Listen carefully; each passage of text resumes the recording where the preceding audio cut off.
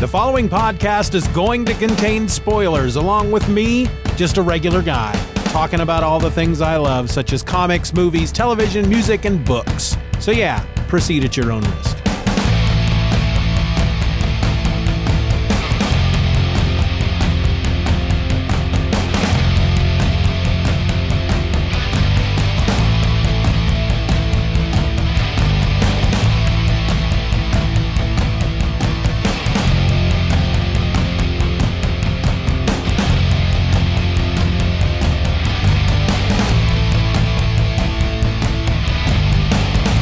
Welcome to another episode of Just Another Fanboy. I'm your host, Steven, and I hope everybody out there is being safe in this current global crisis we have going on. I can tell you that I'm doing my best. My family has not been out of the house in over a week. The only one really that we have to worry about is me, because I still have to go to work.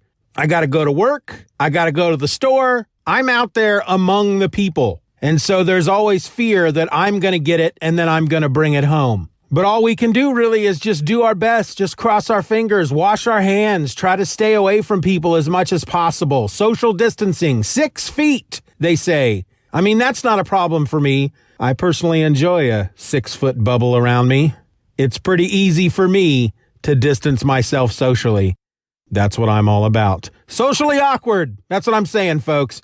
Hey, today I want to talk about the first in a 3-issue run of the Fantastic Four comics from back in 1990 that I really enjoyed. And I'm starting with Fantastic Four number 347. This is from December of 1990. It sold for $1. It was written by Walt Simonson with pencils by Art Adams, inks by Art Thibert.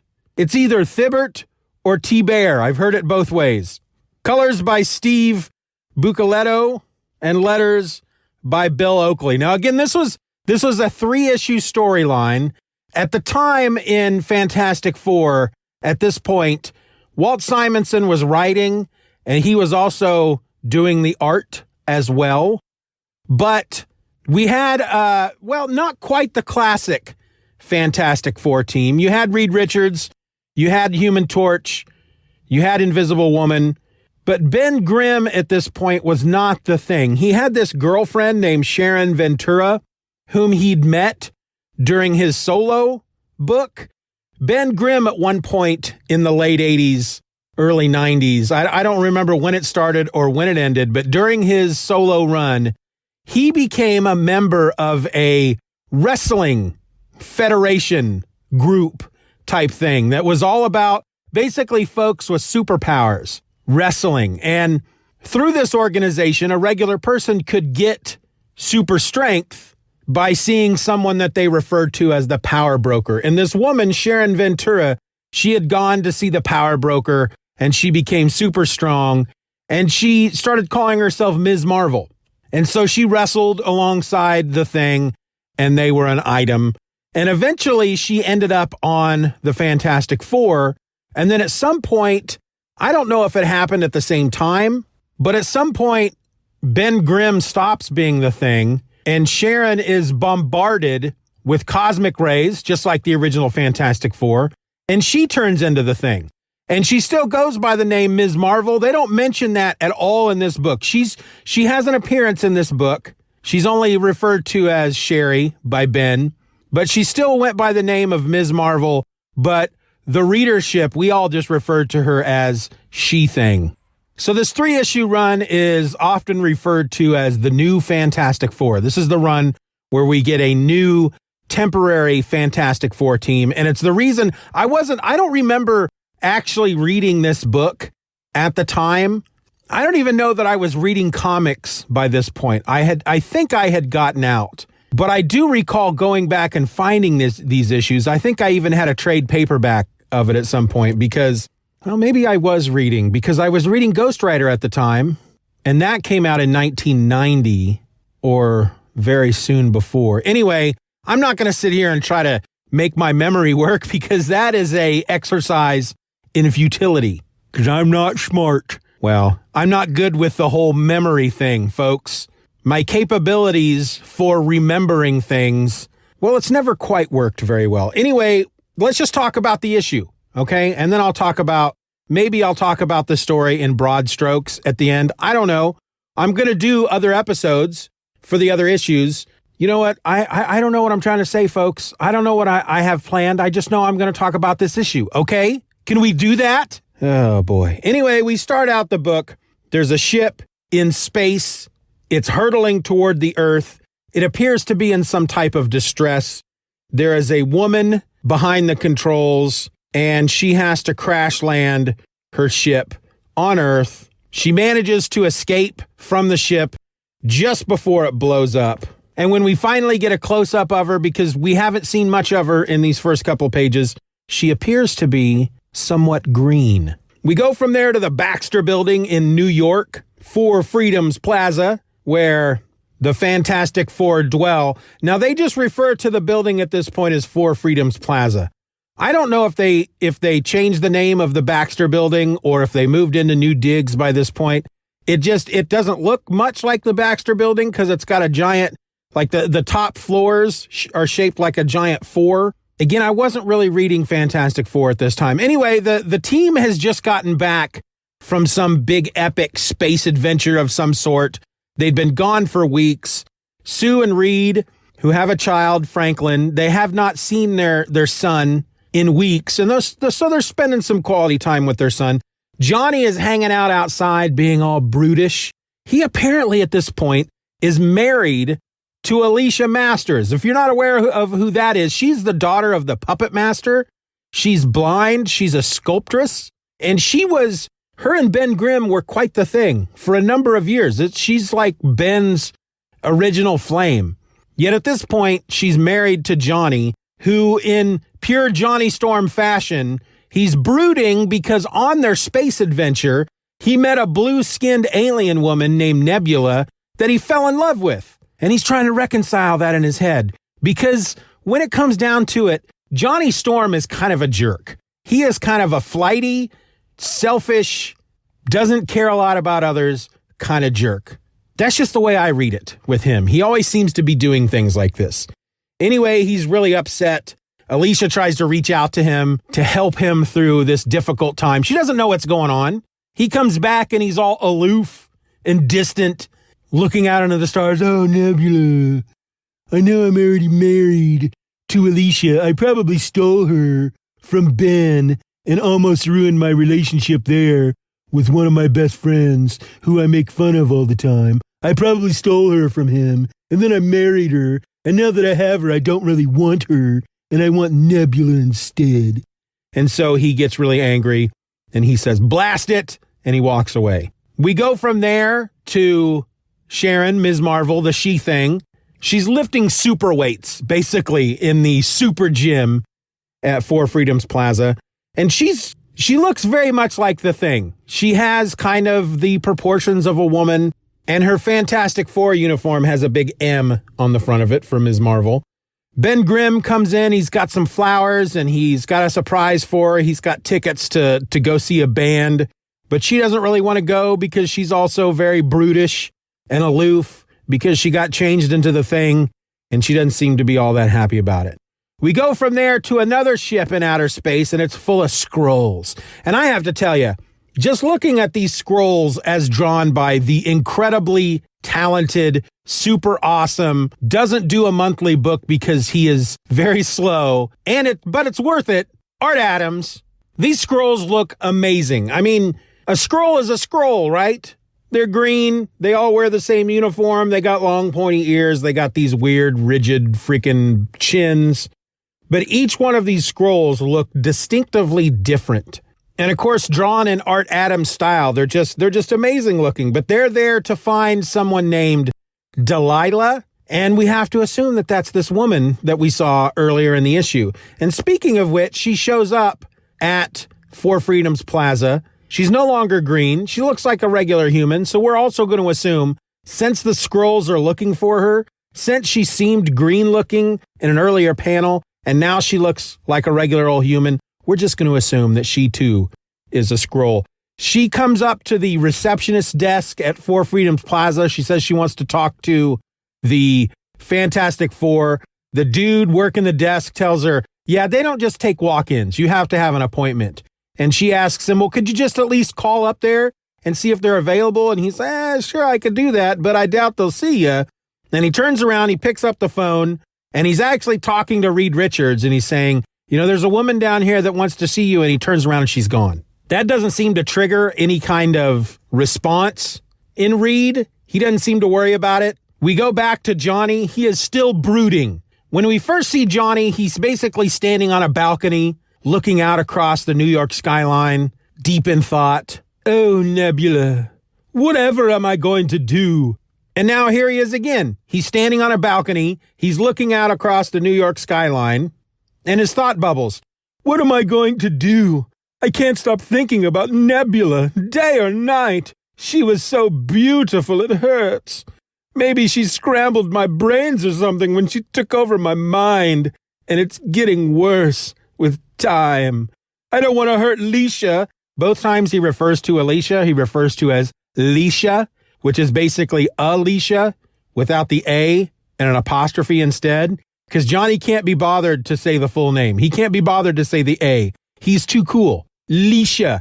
I don't want to hurt Leisha, but I can't help what I'm feeling. Somehow I've got to put her out of my mind. Now, that's not how Johnny talks. He doesn't have an accent, but I have to assume when he's being brooding and introspective and selfish, he probably gives himself his inner monologue an accent because that's the kind of jerk he is.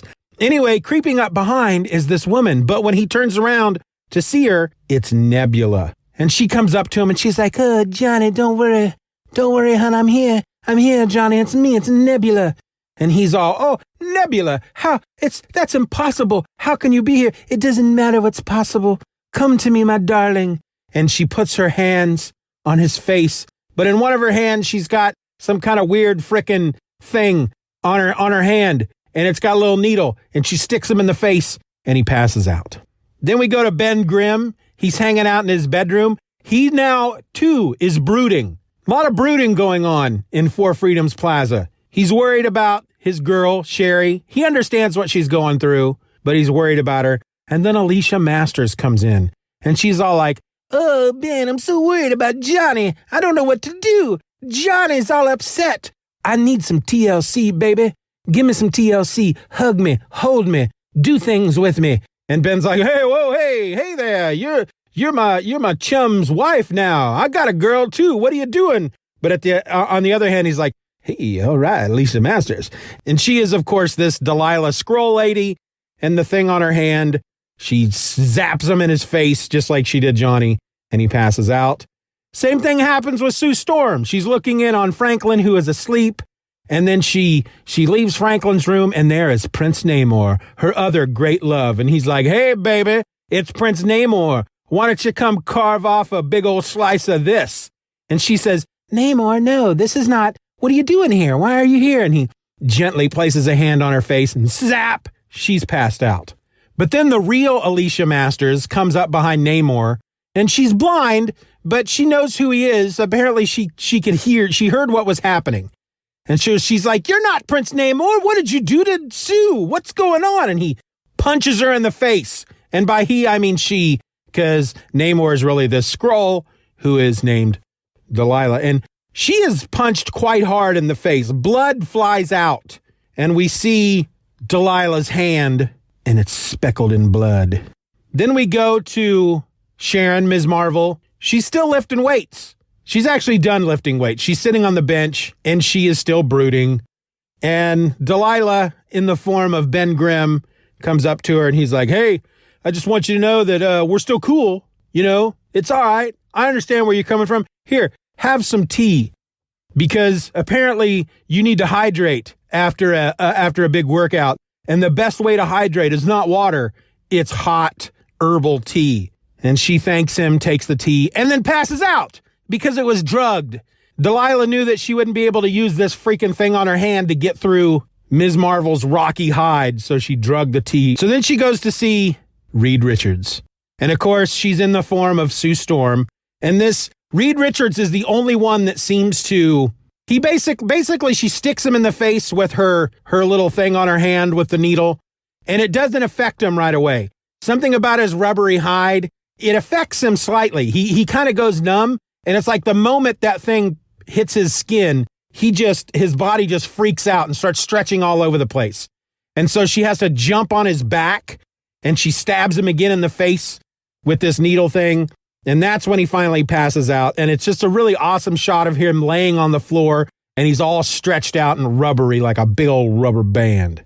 We go back to the Skrulls, who are still trying to track down Delilah. They've entered Earth's atmosphere.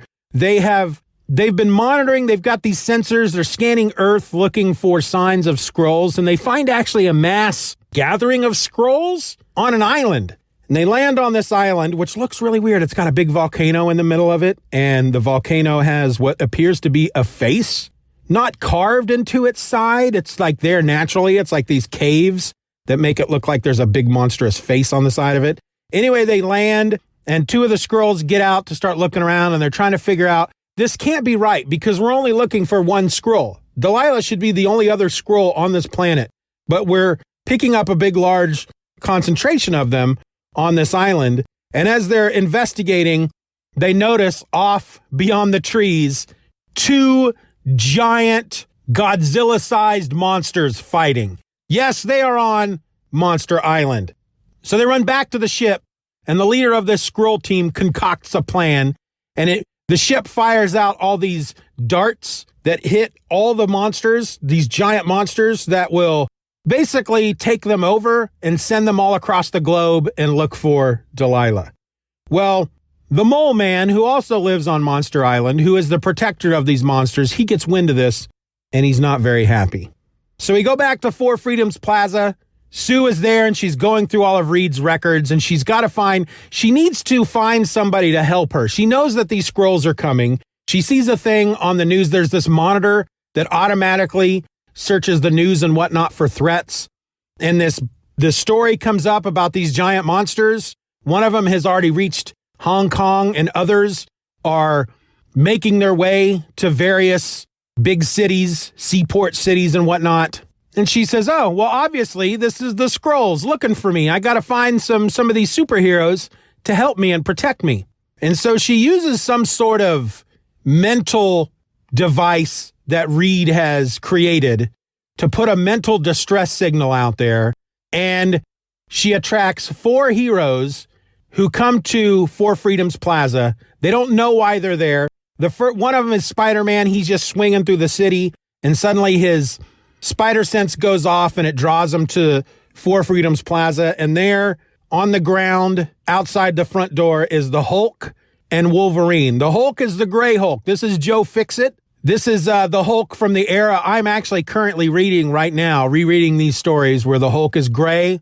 He only changes to the Hulk at night. And luckily, it is nighttime now. I don't know how they handle that throughout the book, because I feel like he is the Hulk during all three issues. So that'll be interesting to see as that goes along. Wolverine is just in his civilian clothes, so he's just plain old Logan.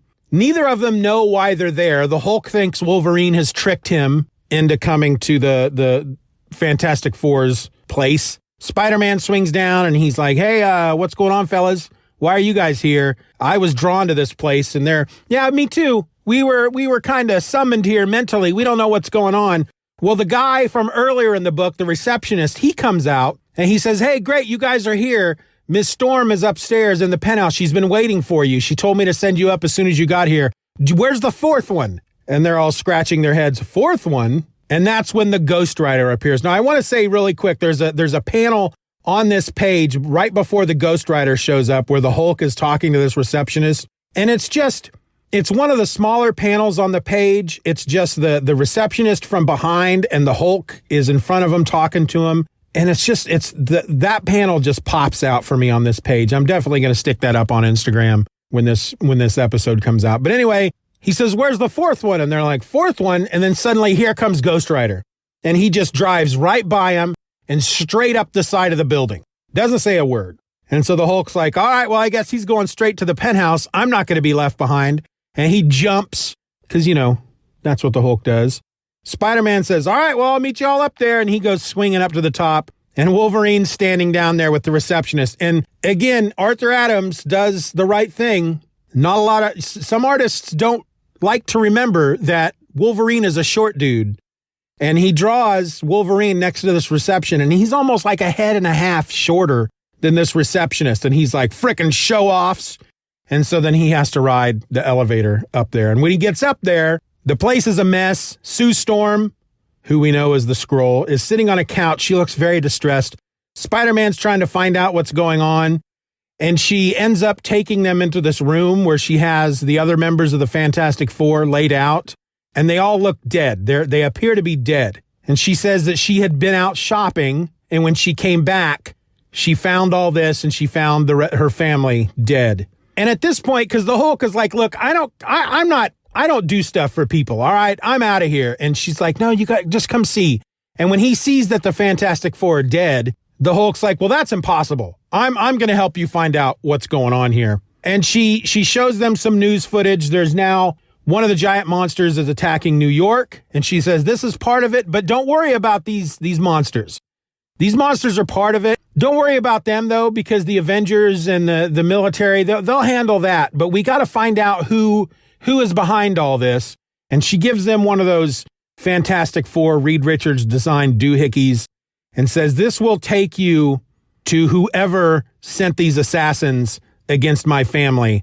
And the issue ends with the Hulk says, lady, the one of me can stop anybody, but these guys can come along for the ride. Ghost Rider says, there shall be a just measure of vengeance. Spider-Man says, looks like I may be a little late for dinner tonight. And Wolverine, lighting up a cigar, says, just call us the new FF, webhead. Now let's go kick us some butt and take us some names. Next, the new Fantastic Four do just what Wolverine said, where monsters dwell, or maybe creatures on the loose. So the new Fantastic Four is made up of the Hulk, Spider-Man, Wolverine, and Ghost Rider. I don't know about you, but when I learned about that in the early 90s, I said I gotta read that story. You got the Hulk, Wolverine, Ghost Rider, Spider-Man teamed up, and it's drawn by Art Adams, and it's written by Walt Simonson. It's only 3 issues. That makes me sad, but still, I'm in there, man. So I feel like I don't need to say that the book was just gorgeous. Art Adams is he's a phenomenal artist. He is so detailed. He's got a style. He's got that Art Adams style. It's very hard to mistake Art Adams' art. He's actually credited as Arthur Adams. Sometimes he's credited as Art. Sometimes he's credited as Arthur. But I don't know how to describe his style. He's very detailed. He puts in a lot of details, a lot of cross-hatching. He's just got this way, though, this shape. Everybody's got kind of this certain shape to their eyes and their face and their head and their body. It's definitely Arthur Adams when you see it. Now, unfortunately, as detailed as he is, it takes him a while to do a book. So he's never really been on a monthly book too much. Typically, if he's doing monthly issues, it's something like this that they probably put him on 6 issues ahead of time and said, hey, we want to do this 3-issue storyline. Why don't you go ahead and get started on it so that they can release it monthly? Or he does like a mini series that I'm sure they do ahead of time. He did his own book for Dark Horse for a little while called Monkey Man and O'Brien. And I remember really enjoying that, but I don't remember it coming out all that regularly. I don't even remember all that many issues of it. He, of course, did the Long Shot miniseries back in the 80s. It's been a long time since I've read that. I feel like that was like one of the first things he ever did.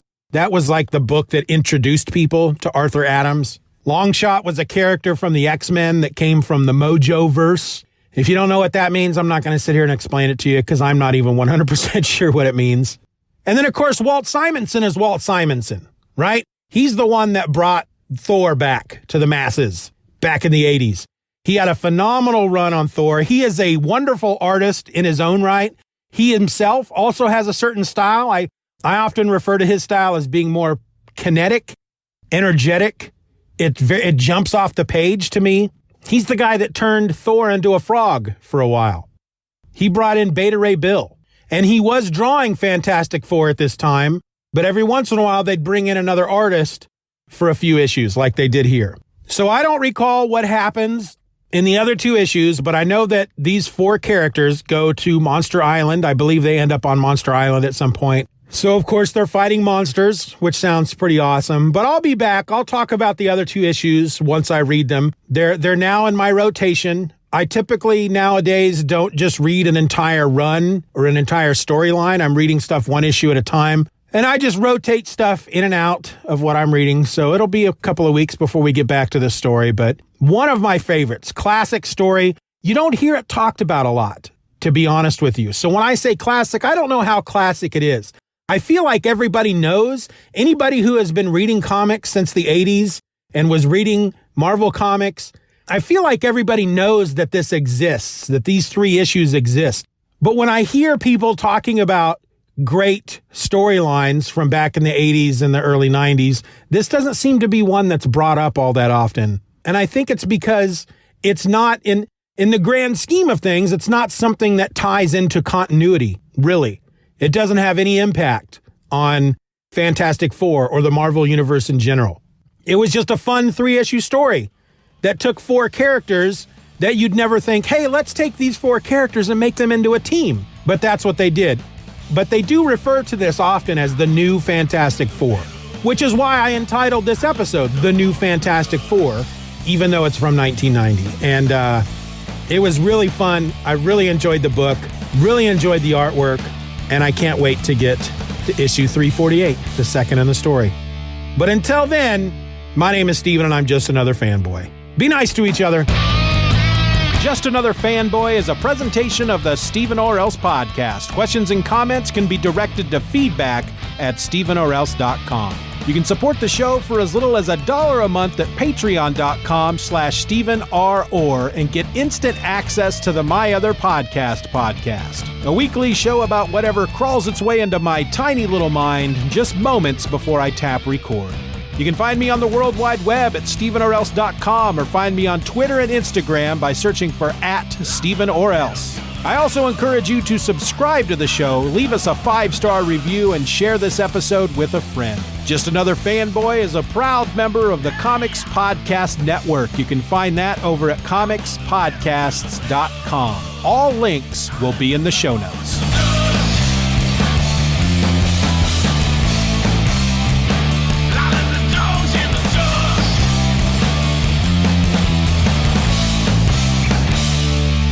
Bye-bye, Daddy. Bye-bye, Daddy. Good job.